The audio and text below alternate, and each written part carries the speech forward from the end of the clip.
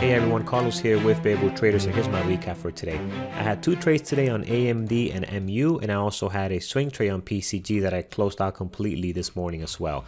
So I'll start with PCG. On this overnight trade, the stocks was very weak based on news of a possible bankruptcy.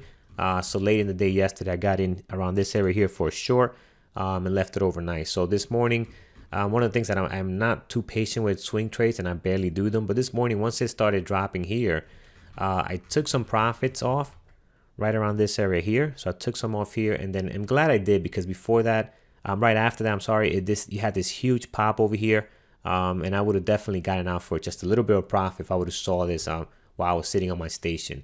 And then from there, it came right back down, so this didn't last long. It was stalling. I had a level here, previous day low at 18, so I took some out there, and then also some over here at 17.25, which is a daily level.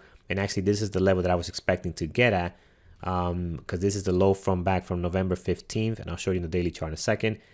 Took some more profits off here, and then here I took, again, I had an order out here for a limit to get to this next level, which we had as well from the daily chart, going back to 2003, I think.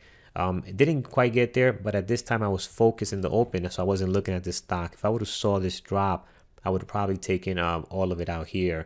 And just not risk trying to get filled on the limit order down here.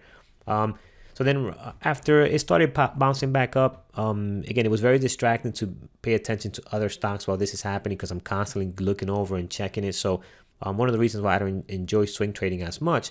But the minute it got here, I was able to take some profits out. I took everything out here.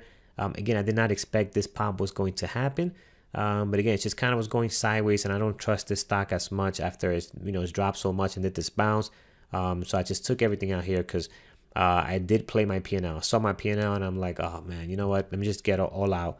And that's what I did there. So here's the daily chart. Here's the level I was trying to get to, which is kind of hanging around right now. Actually, it is 17.28 right over here. This is the low. Again, this is the company that is being blamed for starting the fire in California, and that's when the news broke out, and this one they had that huge drop. If you are interested in swing trading and some strategies, make sure to check out Brian's book, How to Swing Trade. And the book is basically a beginner's guide to trading tools, money management, rules, strategies, and routines of a swing trader. I mean, all the stuff you need to get started and get going and understand some of these swing trade patterns that come up. Next, let's go on to my next trade was on MU. So let's look at MU. Right at the open, I was watching MU for a possible opening range breakdown. So I waited the 5 minutes and I didn't get the best entry, but this was my fault for this entry, and I'll explain what happened. So it was holding this level, kind of very choppy, going back and forth, but not really leaving the VWAP. When I saw this candle here, this was an indication that, okay, this could be ready to crack this level and go for a low. I hit my hotkey in this area and my order did not send through, and I was pretty stunned on what happened. So I started scrambling a little bit, and then I realized that my montage was locked. So this is the way I keep my actual trading screen, because I use hotkeys. But then when you go over to the trade area, I guess I had locked my montage and it's saved like that in the default file. So that blocked my order from getting through. So didn't get the best entry. And by the time I figured that out, I had missed a good opportunity. Actually, I think my entry was going to be over here. Actually, on the 5 minute mark. This is 936 candle. So I still thought it was a good opportunity, but not as great as it would have been here. So what that did is the minute it started breaking this level, I was very aggressive in taking profits, because once I realized where I got filled, it was not great. It was not close to VWAP where I'd like to be. So took profits very aggressively. And I didn't want to wait for the move to bounce against me or hold a pullback that was too much for me to risk. Because in my entry, I was expecting to hold the stop loss over here. In here, you got to hold the stop loss, around this area, the VWAP. I don't want to hold it all the way over here, because that's just not a great risk to reward.